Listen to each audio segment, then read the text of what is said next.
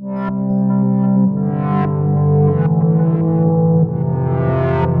saya mulai saja. Hari ini kita akan membahas tentang anti-epilepsi. Mungkin saya akan lebih cepat, jadi kalian agak fokus ya. Karena kita punya 1 jam.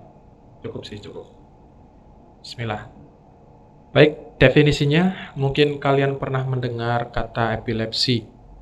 Nah, hanya kalian belum tahu mungkin epilepsi itu yang sebenarnya seperti apa. Baik, epilepsi adalah penyakit serebral kronik dengan karakteristik kejang berulang akibat lepasnya muatan listrik otak yang berlebihan dan bersifat reversibel. Ini menurut pengertian Pak Tarwoto tahun 2007.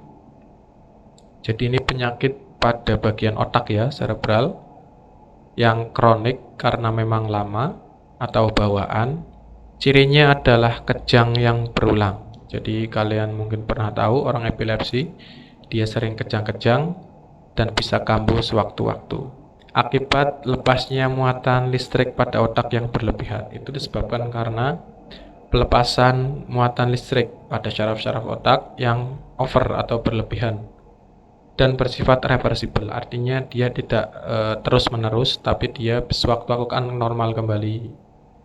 Kemudian sewaktu-waktu dia bisa kambuh kembali. Itu artinya reversibel ya. Etiologi atau penyebabnya. Jadi umumnya aktivitas saraf abnormal akibat proses patologis yang mengaruhi otak. Jadi ada saraf yang abnormal. Kemudian gangguan biokimia, bisa trauma otak pada saat lahir atau cedera lain. Jadi ketika kalian atau calon-calon ibu ini ya, ketika punya anak atau ketika hamil, pernah jatuh atau kecelakaan mungkin, kemudian menyebabkan trauma pada otak atau cedera, itu ada kemungkinan atau bisa berefek pada otak yang menyebabkan epilepsi. Pada bayi, penyebab paling sering adalah asfiksi atau hipoksia. Hipoksia ya artinya hipo artinya rendah atau kurang. Oksia atau oksigen, jadi kekurangan oksigen ketika lahir. Ini bisa menyebabkan kerusakan otak. Kemudian gangguan yang lain ini pada bayi. Kemudian pada anak remaja, mayoritas epilepsi idiopatik pada usia 5-6 tahun karena febrile. Jadi biasanya ada bawaan atau benturan. Pada usia dewasa penyebab lebih bervariasi, bisa idiopatik, kemudian karena trauma sejak lahir, cedera kepala, tumor otak, atau penyakit cerebrovaskuler, pembuluh darah otak. Oke, itu salah satu beberapa penyebabnya ya. Jadi kalian tahu. Jadi anti epilepsi. Kemarin ada pertanyaan, apakah epilepsi itu menular? Menular atau tidak? Epilepsi menular? Tidak. Tidak ya. Jadi ada yang bilang itu kalau kena air liurnya, kan biasanya kan orang epilepsi itu kan cenderung mengeluarkan air liur ketika kejang-kejang gitu ya, karena dia tidak sadar. Apakah itu menular? Jelas ya, di sini disebabkan dijelaskan penyebab epilepsi itu bukan karena adanya penularan atau tertular orang lain, tapi memang ada kelainan pada otaknya, jadi tidak menular. Patogenesis atau kejang disebabkan karena ada ketidakseimbangan antara inhibisi dan eksitatori pada otak. Jadi nanti akan mungkin di mata kuliah yang lain, karena kalian semester 4 ya. Jadi kalau gambaran sistem syaraf itu kan nanti kan ada listrik-listrik seperti yang mengalir pada kabel itu ya. Jadi syaraf-syaraf itu ada yang menginhibisi, ada yang mengeksitatori, ada yang menghentikan, ada yang menghantarkan. Nah, itu. Jadi ada ketidakseimbangan. Nah, ketidakseimbangan itu terjadi karena kurangnya transmisi inhibitor, jadi penghantarnya itu kurang. Kemudian contohnya ini pemberian antagonis GABA. Jadi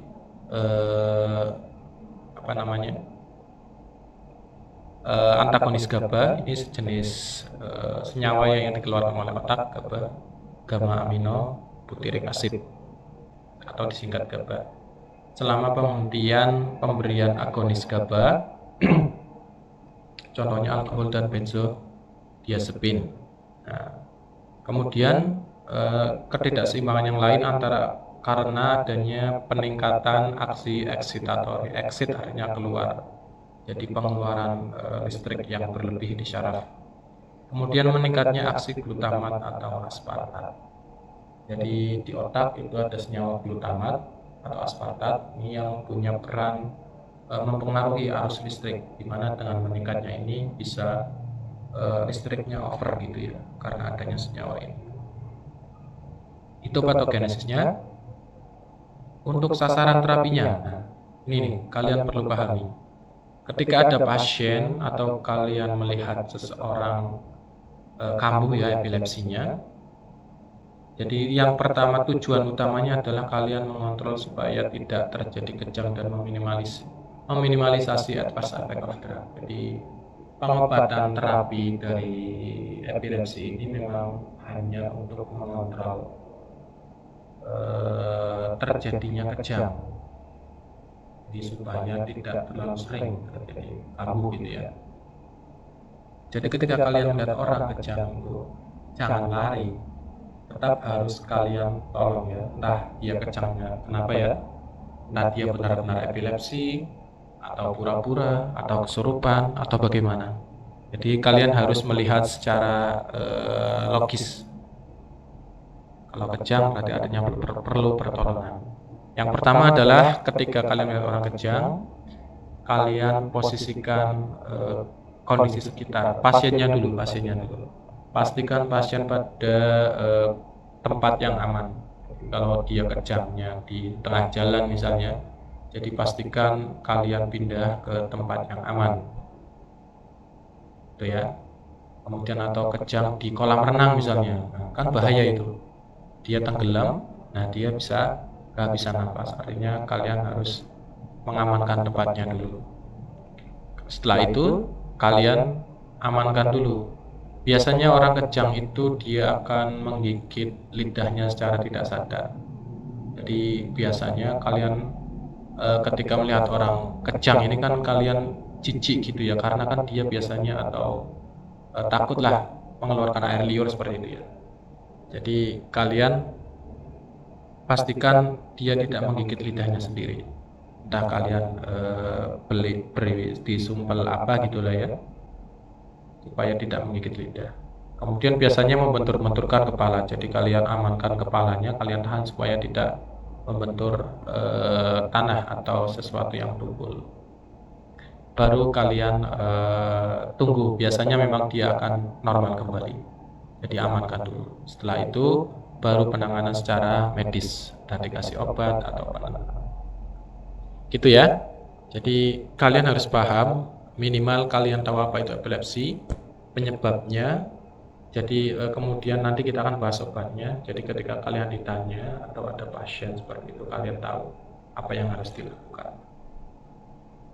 Strategi terapi mencegah atau menurunkan lepasnya muatan listrik syaraf yang berlebihan. Jadi karena listriknya berlebih, maka kita perlu menurunkannya melalui perubahan kation atau mengatur ketersediaan neurotransmitter, gitu ya. Jadi dikontrol listriknya. Untuk obat-obat epilepsi ini sudah dijelaskan tadi sebenarnya, sama ini beberapa penyebabnya karena ada kerusakan atau ketidaknormalan listrik di dalam otak yang menyebabkan terjadinya kejang. Obat antiepilepsi bekerja di sistem syaraf pusat dengan mengurangi gangguan elektrik, ya, jadi listriknya diperbaiki. Kemudian memperbaiki atau menghambat perkembangan aktivitas elektrik yang, jadi kalau seperti ada kabel bocor atau kita anggap seperti itulah, itu diperbaiki. Hal ini dapat terjadi melalui efek spesifik terhadap kanal ion, hampir seperti diuretik ya. Jadi di otak juga ada proses transmisi atau pertukaran ion di sana. Ada kanal-kanalnya juga. Nanti tergantung kebutuhan nanti. Nah, kita lihat Ada obat-obat yang meningkatkan inaktivasi kanal ion. Jadi dia menghentikan ya. Jadi kanal itu kan seperti pintu ya. Jadi kalau Na berarti tempat masuknya Na. Inaktivasi kanal Na. Akibatnya dengan inaktivasi kanal Na ini menurunkan kemampuan syaraf untuk menghantarkan muatan listrik. Jadi Na ini punya peran atau punya efek menghantarkan listrik ya. Dengan berkurangnya kanal ini artinya penghantarnya menurun sehingga listrik yang dihantarkan menurun. Itu salah satu obatnya. Contohnya phenytoin. Nah, kalian harus mulai familiar dengan obat-obat ini, terutama yang sering digunakan ya. Untuk epilepsi biasanya pasien atau dokter akan meresepkan phenytoin, carbamazepine, lamotrigine, oxcarbazepine dan valproat ini jarang. Yang paling sering phenytoin dan carbamazepine. Itu obat golongan yang berfungsi meningkatkan inaktivasi kanal Na. Ingat-ingat ya. Kemudian obat yang meningkatkan transmisi inhibitori GABAergic. Jadi GABA ini itu sebenarnya untuk menyetabilkan ya. Kita lihat.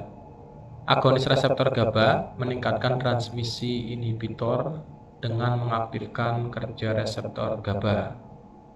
Jadi agonis kan efeknya saling mendukung ya. Reseptor GABA, obat-obat ini akan meningkatkan transmisi inhibitor. Jadi semakin banyak inhibitornya, semakin bagus. Karena stabil ya, karena kan kondisinya orang epilepsi adalah listriknya terlalu banyak. Contohnya benzodiazepin, kemudian barbiturat. Menghambat GABA transaminase, jadi enzimnya dihambat. Sehingga konsentrasi GABA meningkat. Contohnya vigabatrin. Jadi ada yang menghambat enzimnya. Jadi GABA ini sendiri ada enzimnya ya yang untuk mensintesis. Kemudian menghambat GABA transporter. Jadi transporternya dihambat. Jadi karena dihambat dia jalannya pelan sehingga memperlama aksi GABA sehingga listriknya akan berkurang karena GABA ini kan menghambatnya aliran listrik. Kemudian meningkatkan konsentrasi GABA pada cairan cerebrospinal pasien. Bisa juga ditingkatkan GABA-nya dengan cairan cerebrospinal. Contohnya gabapentin. Itu contoh-contoh obat anti epilepsi. Diingat-ingat ya, ada phenytoin, carbamazepine, obat pengatur kanal ion Na, ada yang meningkatkan transmisi, ada benzodiazepin ya, barbiturat, kemudian gabapentin dan yang lain. Kemudian mekanisme kerja obat anti epilepsi, pengelompokan obat anti epilepsi AOE ya berdasarkan neurobiologi dibagi menjadi 3. Pertama, modulasi voltage ion channel seperti yang tadi sama, jadi pengaturan kanal ion Na tadi sama. Kemudian meningkatkan inhibisi GABA tadi ya sudah dibahas di awal tadi sebelumnya ini ya. Kemudian ada yang 3, inhibisi eksitasi sinaptik atau memblokade neurotransmitter excitatory glutamatergic. Jadi di awal tadi kan ada glutamat yang penyebabnya. Nah, ini ada beberapa obat yang punya peran di situ menghambat. Kemudian suara saya masih jelas? Cek. Baik ya. Kalian perhatikan tabel ini. Ini merupakan contoh-contoh obat anti epilepsi. Di atasnya kalian lihat ini adalah mekanisme kerjanya. Nah, kita lihat. Jadi kalau kalian paham atau minimal tahulah tabel ini. Benzodiazepin misalnya, ini contoh obat epilepsi ya. Punya aktivitas meningkatkan GABA transmisi atau penghantaran GABA. Ya, dia positif 12 watt. Nah, ada carbamazepine. Dia beda bekerjanya, dia menurunkan kanal Na. Ini spesifik carbamazepine. Ada etoxysuccinate, dia di crash CA, menurunkan CA channel atau di kanal CA-nya. Nah, di sini. Ada phenobarbital. Kalian dulu di farmasi Dika 1 atau praktikum resep pernah mendapat resep ini mungkin phenobarbital. Obat apa? Antikonvulsan ya. Khasiatnya ya. Jadi dia mekanisme kerjanya paling utama ini meningkatkan transmisi GABA. Phenytoin. Nah, phenytoin spesifik pada kanal ion ya, sama tadi. Valproat atau asam valproat ya di crash GABA transmission. Nah, ini contoh-contohnya. Jadi kalau ada pertanyaan yang menurunkan kanal ion Na, contoh obatnya apa? Phenytoin dan carbamazepine. Yang menghambat atau meningkatkan GABA transmisi, ada benzodiazepin, ada phenobarbital, ada valproat, gitu ya. Ini mekanisme kerja obat anti epilepsi secara ringkas. Oke, kita lihat. Ini adalah aksi obat anti epilepsi. Yang A ini yang fungsinya meningkatkan penghambatan inhibisi, enhance inhibition. Di sini ada GABA ya, kemudian ada CL channel atau chlorida channel. Nomor 1 kita lihat di sini ada nomor 1, 2. Yang bekerja di nomor 1 itu phenobarbital di sini kan, dia kan penghambatan transmisi ya. Transmisi. Nomor 2 juga benzodiazepin, sama mekanisme kerjanya.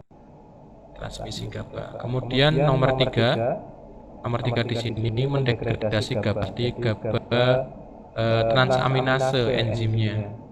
Contohnya vigbratrin. Nomor 4 di sini tiagabin. Di sini menghambat masuknya GABA ini sendiri. Yang merah ini GABA ya. Jadi dia diblok kanalnya, kanal langsung. Kemudian ada gigapentin di sini, sintesis pembentukannya GABA-nya dihambat. Itu contoh-contoh mekanisme kerja. Ini bukan tulang ya teman-teman, adik-adik, mbak-mbak, ini adalah syaraf. Nah, untuk obat yang menurunkan eksitasi atau pengeluarannya, exit itu kan pengeluaran, reduce menurunkan. Nah, kita lihat ada selain GABA ada glutamat juga yang mempengaruhi listrikan dalam syaraf. Glutamat akan dikeluarkan oleh syaraf, kemudian akan diterima melalui beberapa kanal-kanal ini. Kita lihat drug over excitation, contohnya nomor 1, 2, dan 3 pada atau penjaga yang punya peran menjaga pintu masuknya kanal Na. Di sini ada phenytoin, carbamazepine, dan lamotrigine. Jika ini dihambat, maka glutamat ini tidak bisa masuk. Kemudian nomor 4, 5, 6, 5, 7, 8 di sini ya. NMDA reseptor. Jadi reseptor NMDA. Jadi semacam apa, saya lupa kepanjangannya. Sama juga dia menghambat masuknya glutamat. Cuma di pintu yang berbeda, namanya pintu NMDA. Nomor 5 tadi ada contohnya topiramat. Nah, di sini penghambatannya. Reseptor lain juga. Kemudian ada nomor 6 itu channel kalsium channel ya. Toxisomid. Ini spesial ya, karena dia cuma satu namanya. Yang menghambat kanal CA atau suksimid. Kemudian 78 ada ketamin dan magnesium. Karena kuliah ini adalah kimia farmasi, maka tidak akan lepas dari struktur dan reaksi, interaksi, dan sintesis misalnya. Cuma untuk obat-obat anti epilepsi sendiri tidak banyak pengaruh aktivitas dari perbedaan struktur. Kita lihat strukturnya hampir sama untuk carbamazepine, ada trisiklik ya, 3 siklik. Phenytoin punya 3 siklik juga sebenarnya ini.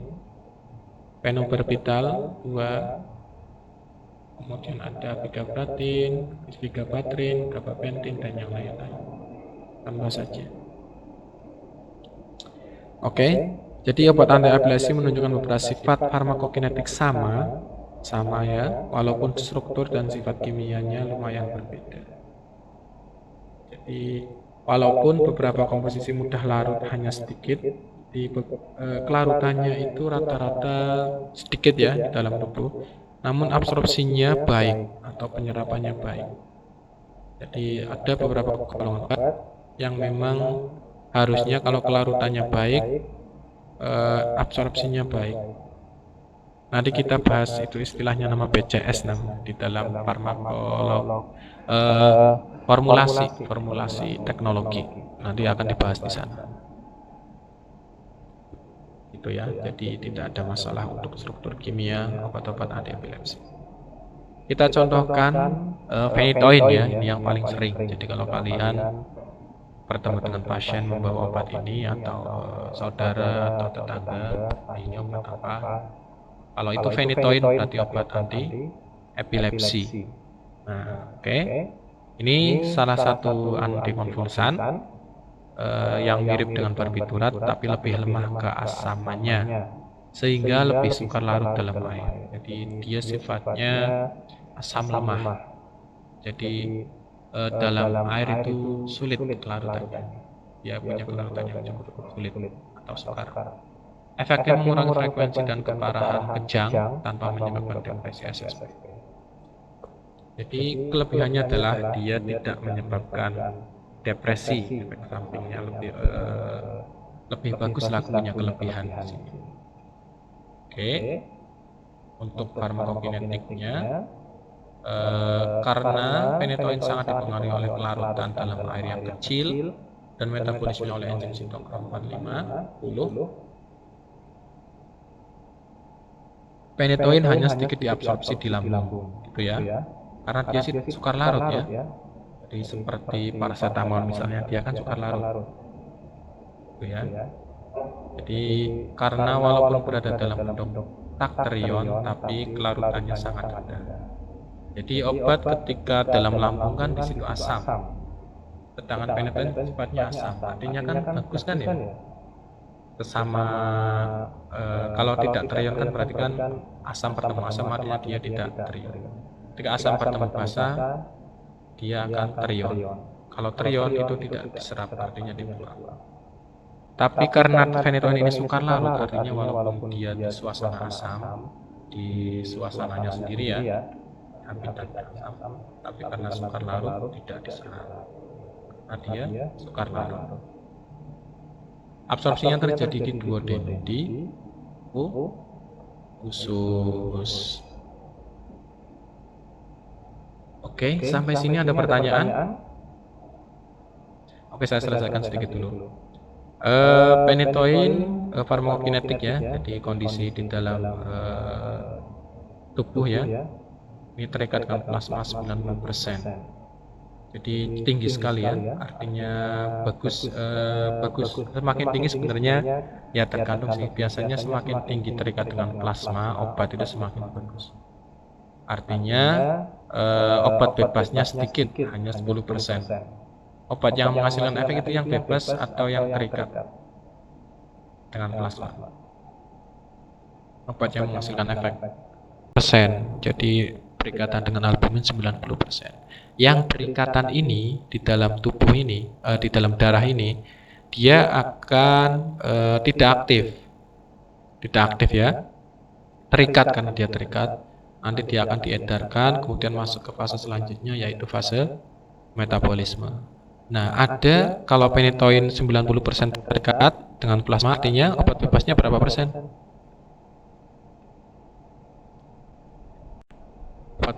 Obat bebasnya berapa persen?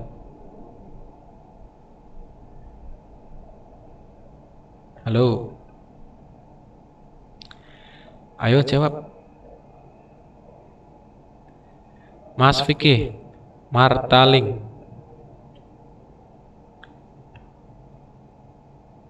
Mas Vicky,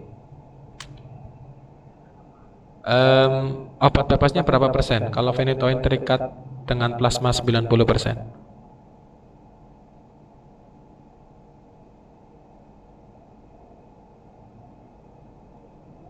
Ini, ayo tolong dipahami. Ya, suara saya jelas?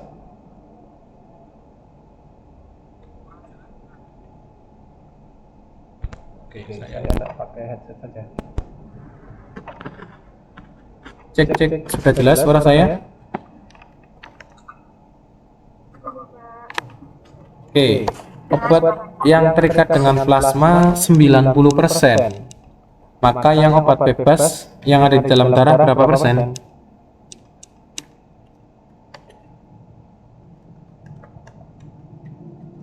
Obat bebasnya berapa persen?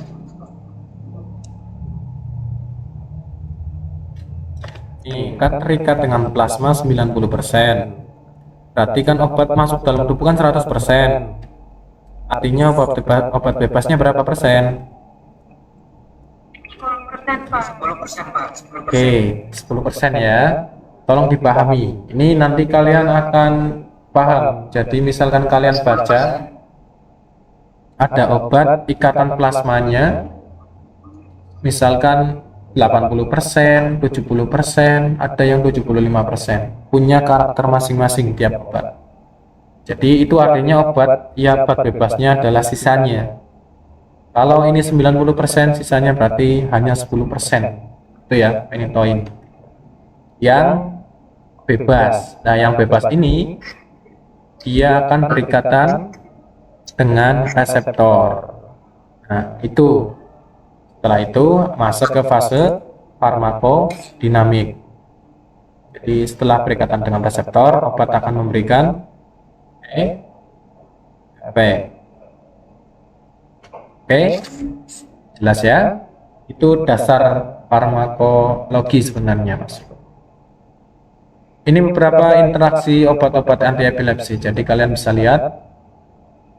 Mungkin akan dipelajari di mata kuliah farmakologi 2 atau mata kuliah farmakoterapi mungkin ya. Kita singgung sedikit saja di sini. Jadi tiap obat pasti punya interaksi dengan obat lain, entah dia ringan atau berat. Mungkin ada yang memang tidak ada. Untuk obat-obat anti epilepsi ini beberapa punya interaksi dengan obat lain. Kita lihat, phenytoin jika diminum bersama carbamazepine, phenytoin akan kalah dia. Efeknya tuh turun karena konsentrasinya atau dosisnya menurun. Dikombinasi dengan asam valproat atau phenobarbital sama, dia menurun efeknya, phenytoinnya. Kemudian contoh obat anti epilepsi yang kedua, carbamazepine. Jika bersama dengan phenobarbital atau phenytoin, carbamazepine-nya dia turun juga. Asam valproat juga sama. Jadi kombinasi obat-obat anti epilepsi rata-rata dia akan menurunkan obat itu sendiri. Asam valproat misalnya namanya jika dikombinasi dengan carbamazepine, asam valproatnya kalah. Oke, kemudian jika ada pasien misalnya dia punya epilepsi, kemudian ternyata dia juga punya MAH misalnya atau kerusakan di lambung ya, kan mau tidak mau dia akan mengkonsumsi antasida. Ternyata antasida ini jika diminum bersama phenytoin akan menurunkan absorpsi phenytoin. Ini terhadap dosisnya. Jadi phenytoinnya bisa tidak berefek karena tidak diabsorpsi karena adanya antasida. Cimetidine juga ini sama untuk kondisi gastritis ya atau asam lambung atau MAH gitu ya. Jadi kebalikannya, kalau cimetidine dia bisa meningkatkan dosis atau kemampuan efek dari phenytoinnya. Ini berbahaya karena akan muncul resiko terjadinya overdosis. Nah, karena adanya interaksi cimetidine ini. Kemudian beberapa antibiotik, chloramphenicol misalnya, dia juga meningkatkan phenytoinnya. Fluconazole, anti jamur ya, INH, antibiotik, warfarin juga meningkatkan phenytoin. Kemudian kontrasepsi oral. Kontrasepsi oral, jadi ini perlu diperhatikan. Jadi ada beberapa obat-obat yang punya atau mempengaruhi hormon. Nah, di sini contohnya untuk yang ibu-ibu ya, yang menggunakan kontrasepsi oral. Untuk kalian mungkin belum memakai ya karena belum ibu-ibu. Jadi suatu saat nanti misalnya kalian sudah jadi ibu, kemudian program ya, gunakan kontrasepsi oral. Kontrasepsi oral contohnya apa? Kontrasepsi oral pil KB. Ingat-ingat. Nanti belum ada yang belum tahu ya. Jadi contohnya pil KB. Jadi ketika orang itu mengkonsumsi phenytoin, kemudian dia sedang program, misalnya pil KB mengkonsumsi kontrasepsi oral, maka hati-hati bisa gagal programnya atau kebobolan istilahnya ya. Terjadi sesuatu yang tidak diinginkan gitulah ya, muncul adik yang tidak diinginkan misalnya karena adanya interaksi phenytoin dan kontrasepsi oral. Dan beberapa contoh yang lain berasal karbamazepin sama untuk obat-obat dengan obat-obat lambung misalnya simetidin ini, erythromycin, antibiotik, NH antibiotik juga, ini meningkatkan karbamazepin. Saya rasa ini tidak perlu. Benzodiazepin, beberapa contoh saja interaksi obat karena ini kimia ya, ini tidak terlalu dalam membahas ini biar masuk farmakoterapi dan farmakologi. Oke, benzodiazepin ini salah satu contoh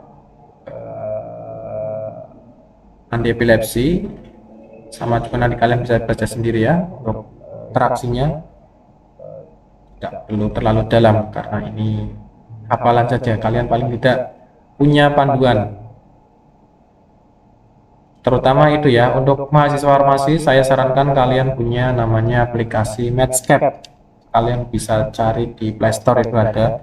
Itu enak di sana aplikasinya, programnya. Jadi kalau kalian pengen lihat interaksi obat, tinggal ketik nama obatnya, kemudian nanti di situ akan muncul daftar interaksi yang kontraindikasi misalnya.